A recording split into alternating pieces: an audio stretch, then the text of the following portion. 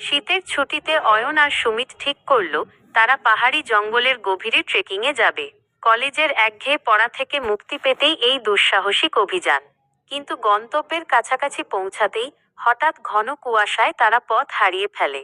চারদিকে শুধু পাইন গাছ আর বুনো জানোয়ারের ডাক। ভয়ে যখন সুমিতের হাত কাঁপছিল, অয়ন তার কাঁধে হাত রেখে বলল, ভয় পাস না, আমরা একসঙ্গে বেরোবই। রাত বাড়তে থাকায় তারা একটি গুহায় আশ্রয় নিল। মাঝরাতে সুমিতের খুব জ্বর এল। অয়ন নিজের জ্যাকেট সুমিতকে জড়িয়ে দিয়ে সারা রাত জেগে পাহারা দিল। পরদিন সকালে অয়ন বুদ্ধি খাটিয়ে আয়নার সাহায্যে সূর্যের আলো প্রতিফলিত করে উদ্ধারকারী দলের দৃষ্টি আকর্ষণ করল। যখন হেলিকপ্টার তাদের উদ্ধার করল, সুমিত বুঝতে পারল জীবনের সবচেয়ে বড় রোমাঞ্চ শুধু পাহাড়ে ঘোরা নয়, বরং বিপদের মুখে এমন একজন বন্ধুকে পাশে পাওয়া।